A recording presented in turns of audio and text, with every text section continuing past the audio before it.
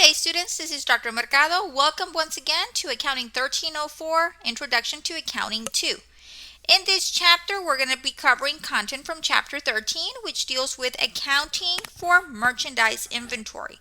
The problem that we are going to be tackling is problem 13-06A. Okay. Now, this is a comprehensive problem because we're going to apply the calculation of our ending inventory and our cost of goods sold using the specific identification, FIFO, LIFO, and weighted average method. So the problem that we are going to be tackling is problem 13-6A. Okay.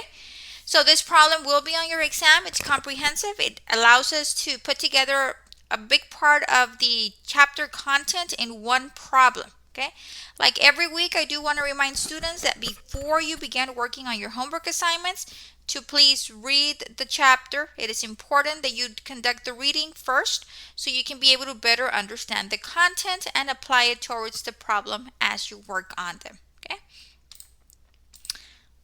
So this is a problem that we're going to be tackling. It deals with the specific identification, FIFO, LIFO, and weighted average.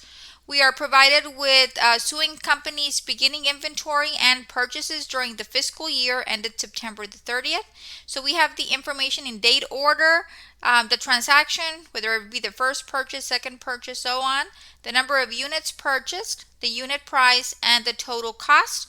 So in total, we had 4,000 units, and we spent about $95,600 on those units. Okay. Now, when we are going to be using the specific identification method, we are provided with the information down here. Very important to note, we are calculating for the 1,300 units of inventory on hand effective September the 30th. Okay, so we need to figure out how much is the value of those units that we have on hand. That's the cost of our ending inventory.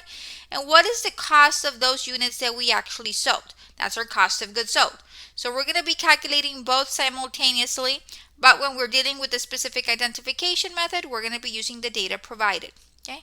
So the requirements for the problem are to calculate the total amount to be assigned to cost of goods sold for the fiscal year ended September 30th and ending inventory on September 30th under each of the following periodic inventory methods.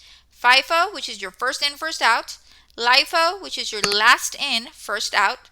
The weighted average, and when we are using the weighted average, we're going to be rounding our calculations to 2 decimal places, and the specific identification method. Okay, so I've already set up the problem. This is the layout that is illustrated in the ebook, so we are going to run with the same layout. Okay, now before we begin, let's quickly go over some key points from the ebook. Okay, so I found this interesting. This is kind of like a diagram explaining which method is more widely used in industry. Okay, so this is a pie chart based on a recent survey of 500 companies listed with the SEC, published in the AICPA's Accounting Trends and Techniques. So if we can see here, about half of the companies use the FIFO method. Okay, 26% the LIFO. The 22% the average cost, and then another method, the 3%. Okay, so FIFO is the strongest inventory valuation method that is being used currently by most companies. Okay, so here we're going to have a very quick rundown of the different periodic inventory systems. All of this information is in your ebook. Please make sure to go back and read. So basically, the specific identification method is used when the items are unique, basically. Okay, so this is for items that are not mass produced. This is for items that have a serial number or some kind of a code that differentiates them from one another. Okay, and some common examples includes cars. They have a VIN number, motorcycles, furniture, appliances, and fine jewelry. Okay, so there has to be a unique identifier to each of the products. Okay, if that is the case, we can use the specific identification method. Okay, we've got the FIFO method. That is the one that is used by most companies, and this costing method basically assumes that the first goods purchased are the first goods sold, and that aligns with you're getting your old merchandise and you're going to be selling it. You don't want to keep old merchandise because it's going to get damaged, it's going to be obsolete, or whatever the case might be. So that is why it's being used widely. It also for perishable items, for electronics, for anything that is going to expire, or or that it tends to evolve very quickly, like technology items, then the FIFO would be the method to use, because we are getting rid of the old items and keeping the newest items. Okay. The weighted average method, it's a method that uses a formula to calculate an average cost and then assigns that average cost throughout all of the units. Okay, so the formula is your cost of units available for sale divided by your units available for sale, and that will give you your weighted average cost, which will then be applied towards your cost of goods sold and your ending inventory. Okay, and then last but not least, we've got LIFO method. In this particular method, we are going to assume, or we're going to go ahead and sell the most recently purchased goods. So the oldest goods are kept and we are selling the newest goods. Okay, so it just depends on what kind of a product is it that you're selling. You need to identify, or your company needs to identify, which is the best method for valuing our inventory based on the products that are being sold. Okay, so let's go back to the problem. Okay, so very important piece of information that we have here is this right here. Okay, let me go ahead and mark it for you. Okay, so we need to be understanding, what are we calculating? Okay, cost of goods sold is the goods that have been sold. They do not give you the cost of goods sold. Okay, they don't. You have to calculate that. Okay, but they're telling you that you ended up with 4,000 units. Okay, so let's do the math here. So we had 4,000 units, and the problem says that you have 1,300 remaining at the end of the year. Okay, so if you have 1,300 units you have not sold, that means you must have sold 2,700 units. Okay, so we have to remember, okay, I'm going to put it here. 2,700 units have been sold, and then we have 1,300 units. It's our ending inventory. And okay, I missed the 13. There we go. Okay.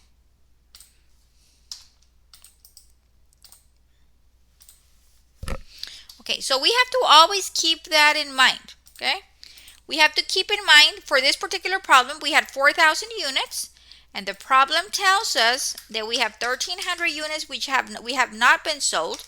So that means we sold 2,700 units, and we add those together, that gives us back our 4,000. Okay, so now we need to figure out, we've got 1,300 units that we have not sold. Okay, now this is the FIFO method, first in, first out. Okay, first in, first out method. Okay, so what I like to do when I solve these problems, because sometimes I have difficulty understanding what is it that I'm doing, I make a little note to myself. When we use the FIFO method, we sell the oldest units and we keep the newest units. Okay. So FIFO, you sell the oldest units and you keep the newest units. Okay, so the cost of goods sold is the units you have sold. That's your 2,700 units. The cost of your ending inventory is the units you have not sold. Okay, using this method, we're going to sell the oldest and we're going to keep the newest. So we're going to keep the 1,300 units that are the newest in our books. Okay, so let's start off with our October 1st. Okay, this is my beginning inventory. Okay, so are we selling or are we keeping the oldest inventory? According to the problem, we are selling the oldest units. Selling the oldest units. Okay, so this means that these units are going to be sold. So we're going to have 40 units being 400 units being sold at a price of $20. So we're going to just multiply it, and that gives me 8,000. Okay, so those units are going to be sold. Remember, we need to account for 2,700 units that have been sold. So we need to keep track of that. Okay, October 18. These are my second oldest units. So that means that these units are being sold as well. So this is my first purchase. So that means I sold an extra 500 units at $20.50. Okay.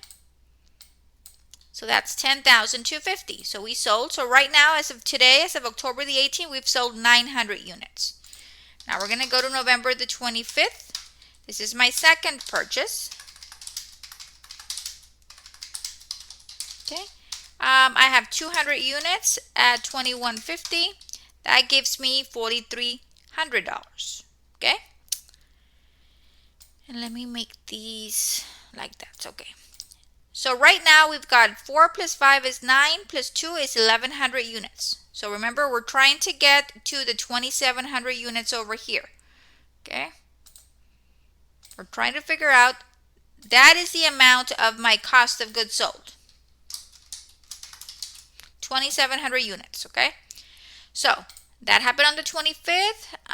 Then on January the 12th, we have our third purchase.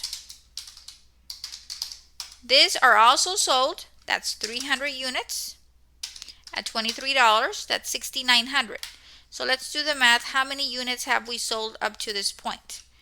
400 plus 500 plus 200 plus 300, 1,400. So we still have a way to go before we get to the 2,700. Okay. March 17, that's my fourth purchase. And that's 900 units at $24.50. Okay. That gives me 22,050. Okay. Okay. Let me just copy the formatting to this one. Okay. So that happened on March the 17th. So now that was a pretty big item right there, 900. So we have 400 plus 500 plus 200 plus 300 plus 900. So we're at 2,300 units. So that means that we need to we're going to subtract the 2,700 units. We need 400 more units to reach my cap of the cost of goods sold. 400 units. Okay. So let's look at, that was March the 17th. Let's look at June the 2nd. Okay. That is my fifth purchase. Now this is where it can get a little bit complicated. Okay. Remember, we said that we have 2,700 units that we sold. Okay. So we have 2,700 units that we sold, and I'm going to subtract all of my cost of goods sold, minus 400, minus 500, minus 200, minus 300, minus 900.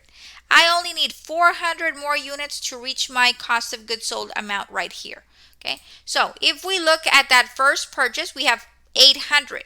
Well, I did not sell the entire 800. I only sold 400. Okay, that will give me my 2,700 units. Okay, I sold 400 at $25. Okay, so that means that from that fifth purchase, okay, I sold 400, and then that means I kept 400. So I kept 400 at $25.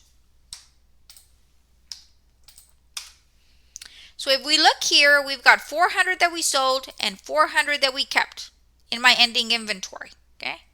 So from this point forward, it's going to be the amount that you keep. Okay. Because we've already figured out the 2,700 on my cost of goods sold. So I've already calculated my cost of goods sold. So from this point down, these represent all of the items or the units that we have not sold. So let's look at August the 21st. Okay. This is my sixth purchase.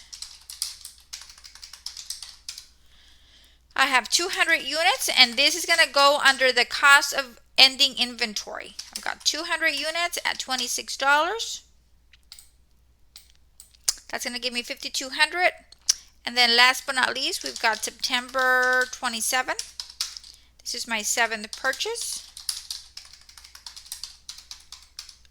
700 units at $27. That's going to give me 18,900. Okay. Now, if I add those three items, 400 units plus 200 units, 400 units plus 200 units plus 700 units, that gives me 1,300, which is the amount right here, the amount that represents the number of units that we have not sold. These are my ending inventory. These items are in my warehouse. They have not been sold. Okay. So now that we've allocated the portion that has been sold, which is your cost of goods sold, and the portion that's your ending inventory, let's go ahead and get a total. Okay, so I'm going to go ahead and I'm going to get a total to make sure that my amounts agree. Okay, let me do it again. So here I've got 2,700, and I'm going to go ahead and just run it across. And okay, leave it like that. Okay, and then I am going to just format it real quickly. Here we go. So for my cost of goods sold, I sold 2,700 units, which is what we calculated, at a cost of 61,500. For my ending inventory, we have 1,300 units remaining at a cost of 34,100. So this is what we're going to report. Okay, on my cost of goods sold, on my income statement, I am going to report that I sold 61,500 of goods. On my ending inventory, that's on your balance sheet, you're going to report that you have 1,300 units valued at 34,100. So FIFO, you sell the oldest and you keep the newest. So we're keeping this portion right here, and then we're selling the cost of goods sold. Okay. Now LIFO is the reverse. Okay. I'm going to go ahead and I'm going to put it here. What happened? Okay. So I'm going to go ahead and put the note here. I'm going to sell the newest.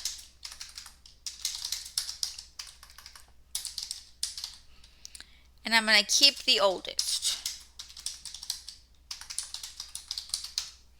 So I'm going to sell the newest units and I'm going to keep the oldest units. So in this case, I am keeping the oldest merchandise. Okay. So this applies to merchandise that does not go bad, that does not change over time, things of those nature. Okay. So let's begin using the same logic. Okay.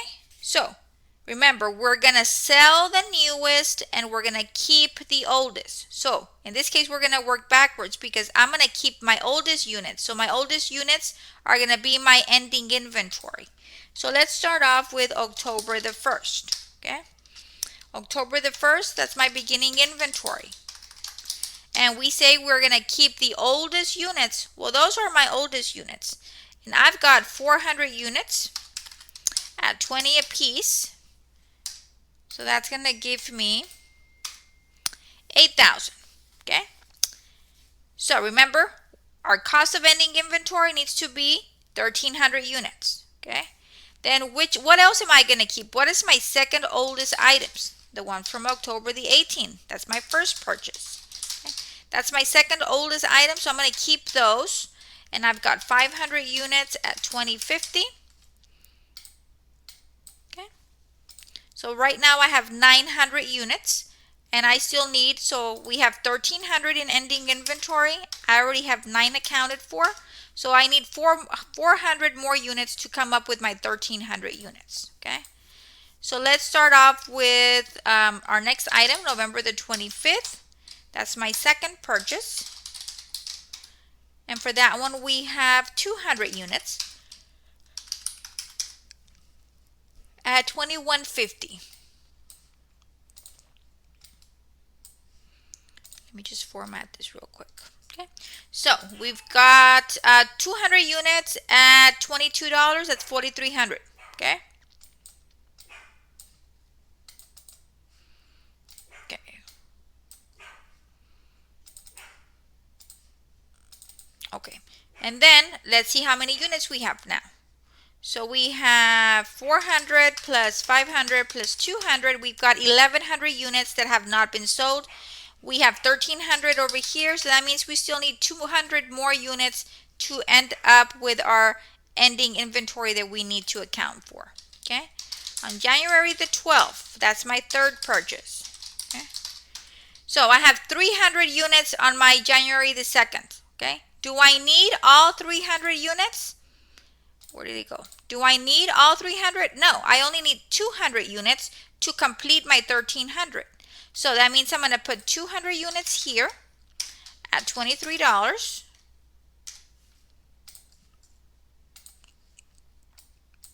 Okay, and let's see what we get. So we get 4,600. So on my third purchase, I've got 300 units. I am going to keep 200. So that means that from this point forward, this is what I'm selling. So I had 300. I'm keeping 2. So that means I must have sold 100 units at $23. So we multiply it, and that gives me 2,300. Okay, so I am done calculating my cost of ending inventory, which is my 1,300 units. That is what I'm keeping. I've got 400 plus 500 plus 200 plus 200. That gives me 1,300.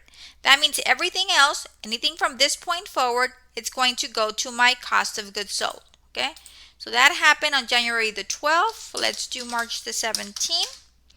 March the 17th, I've got the fourth purchase. Okay, I've got 900 units at $24.50. That happened on March the 17th. Then we're going to go to June the 2nd. This is the fifth purchase, which we also sold because remember, we are selling the newest. Okay, so we've got the fifth purchase. We've got 800 units at $25. Okay, and then we're going to go to August the 21st. The sixth purchase, and we've got 200 units at $26. Okay, and then last but not least, we've got the September 27th. This is the seventh purchase. We've got 700 units at 27. That's going to give me 18,900. So now let's get our total.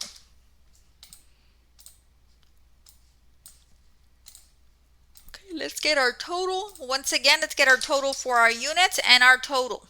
Okay.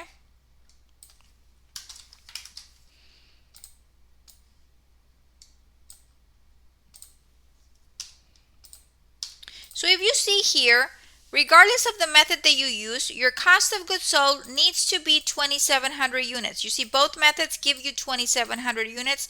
That represents the goods, the units that were sold. Okay. Then both methods yield 1,300 on the ending inventory. It's just that FIFO keeps the newest and LIFO keeps the oldest. Okay, and that will affect the valuation of the inventory based on the method that you choose. So for the FIFO, it'll give you a higher ending inventory. For LIFO, it'll give you a smaller amount of your ending inventory based on the method that is used. Okay. Now we're going to do the weighted average method. Okay, for the weighted average method, it's fairly simple. We're going to get the total cost. So let's go ahead and calculate the average cost per unit. So what we're going to get is we're going to get the total cost divided by the total units. Okay, which will give you the total cost is 95,600. And I'm going to divide it by the number of units, which is 4,000 units. Let's see what that gives us. So we've got 95,600 divided by 4,000 units. That's going to give me 23.90 a unit. Okay. So now that we've calculated the average cost per unit, I can calculate my ending inventory.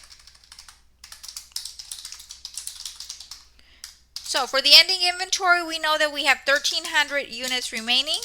I'm going to multiply that by the 23.90. 1,300 times 23.90 will give me 31,070. So that is how much my inventory is going to be valued at. The inventory that has not been sold, 1,300 units are going to be valued at 31,070. Okay. Now we're going to calculate the cost of goods sold. Okay. So we know that our cost of goods sold is 2,700 units. Okay. 2,700 units is your cost of goods sold. Okay. So we've got our cost of goods sold. We're going to have the 2,700 units. We're going to multiply it by the average cost per unit of 23.90.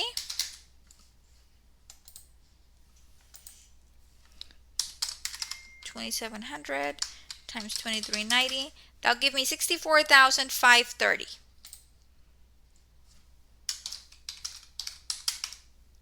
I missed a zero. Okay, so here we have the calculation. For my ending inventory, those 1,300 units I have not sold are going to be valued at 31,070. The units that I did sell, which were those 2,700 units that were sold, those are going to be at 64,530. Okay, if we compare to the two, these numbers for the weighted average lie basically in between both of those methods. Okay.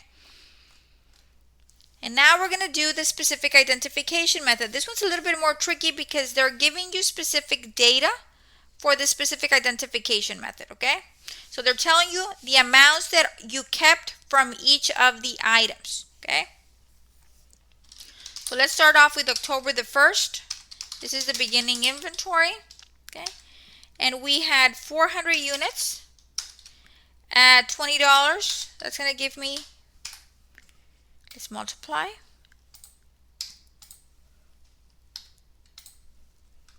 Okay. Now the problem does not tell you that you kept anything from the beginning inventory.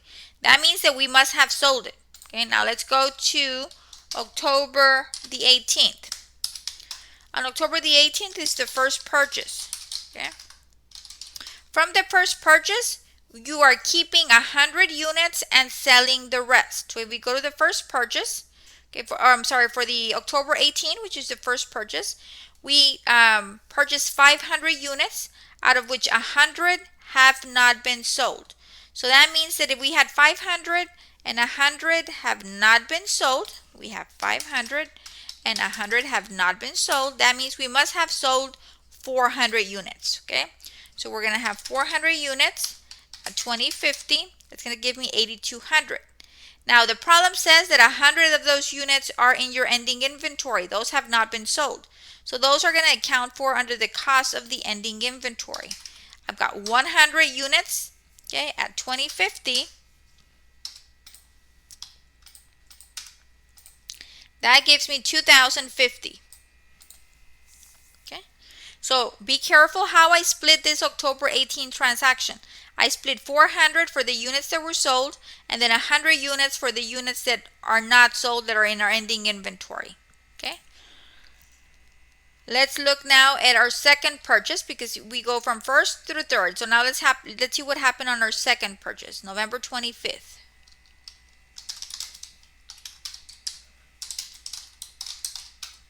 Okay, for my second purchase, I've got 200 units at 2150. Okay. So that gives me 4,300. And the problem doesn't tell you that you kept any of these. So that means you've sold all of the items from your second purchase. Let me spell purchase. Okay. Now let's jump to the following item, which is your third purchase. Okay. January the 12th. January the 12th is the third purchase. So the problem is saying that 200 of those units you are keeping. Okay, so let's look at the third purchase.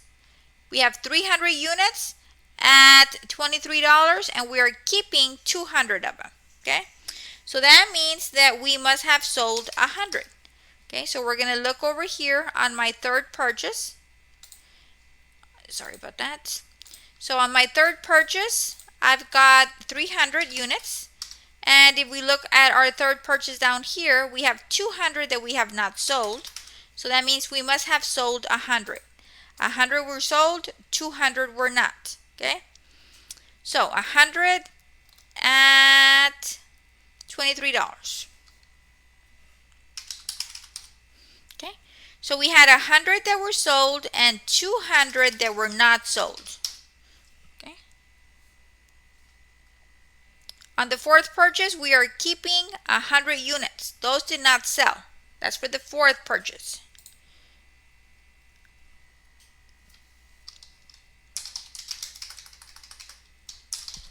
Okay, so let's look at March the 17th. This is the fourth purchase. So if we look at the data on the fourth purchase, we are keeping 100 of those. Those have not been sold. Okay, so we have 100 we did not sell. On the fourth purchase, we had 900 units. Okay, so we had 900 units and we are keeping 100. So 800 sold for $24.50. That gives me 19,600. The ones that I have not sold, according to the problem, if you look at the fourth purchase right here, it says 100 are from March the 17th, fourth purchase. Okay.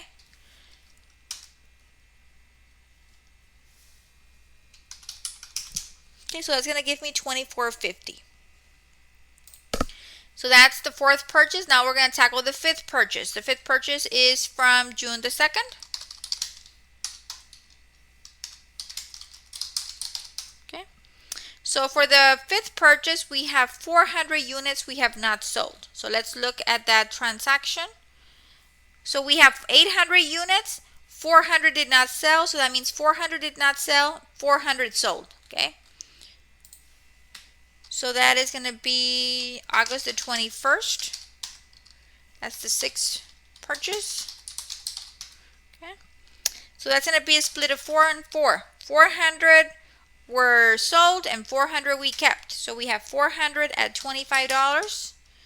And then we're going to have 400 at $25. Okay. So that happened on August the 21st. September 27th. That's the seventh purchase.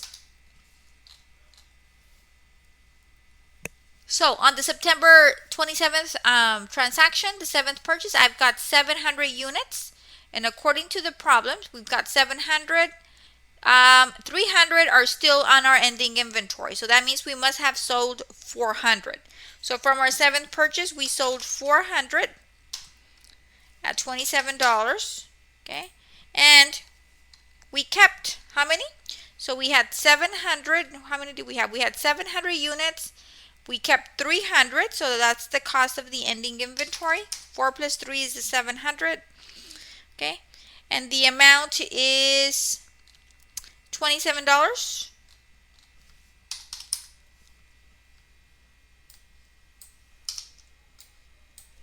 Okay, so that's my seventh purchase. Now we're going to go ahead and add the total.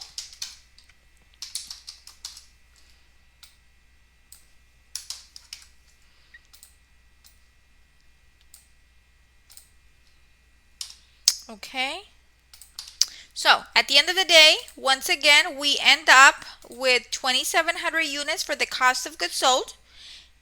Okay, and here we are missing 1, 2, 1, 4. Did I miss one? On the sixth purchase. The sixth purchase. Let me see. So on the sixth purchase, let me see what happened on the sixth purchase. On the sixth purchase, let me scroll up. On the sixth purchase, okay, look at on the sixth purchase, we only had 200 units. 200.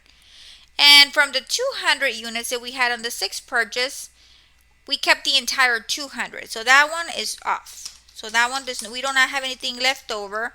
And for the sixth purchase, this is why it's important to highlight as you go. So on the sixth purchase, we only had 200 units.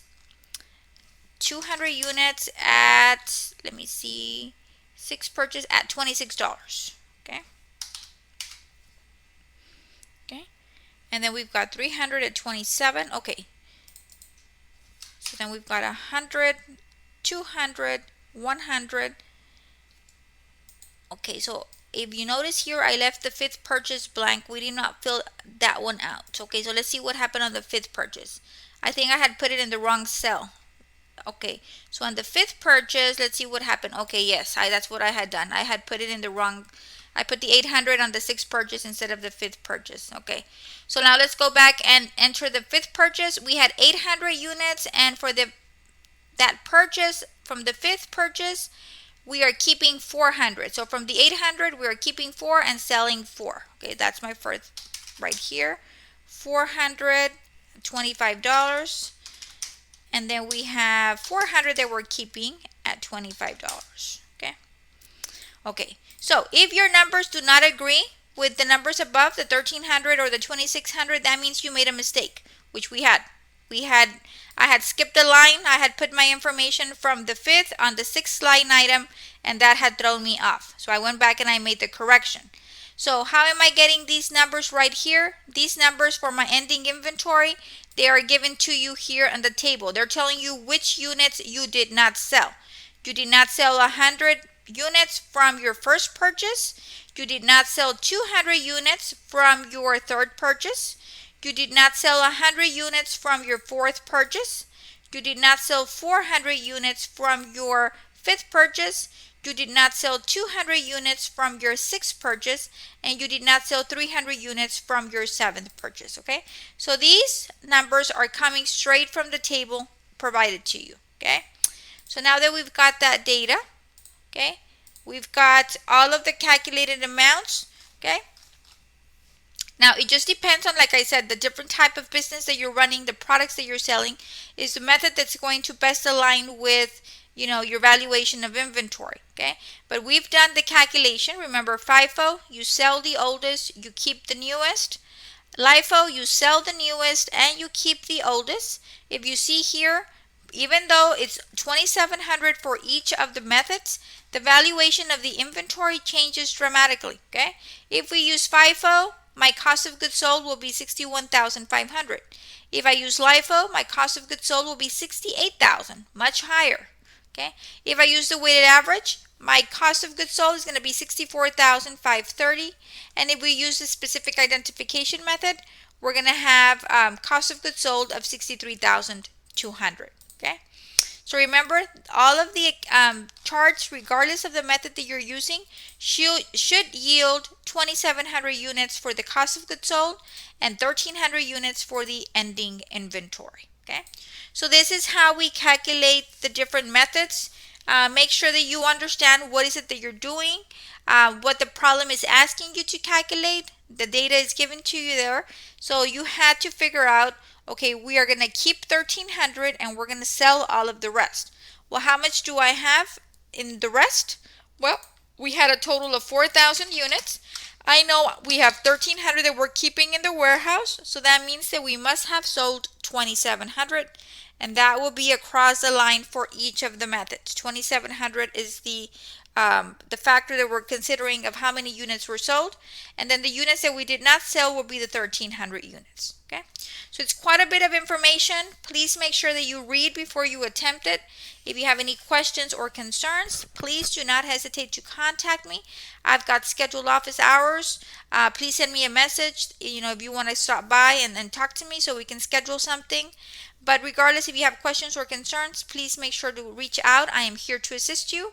Or if you like, there are tutoring services at the CLE lab where you can get additional tutoring. Okay, so that is it. Have a wonderful rest of your week. Make sure that you complete all of your assignments by the established deadlines. And until next week, bye-bye.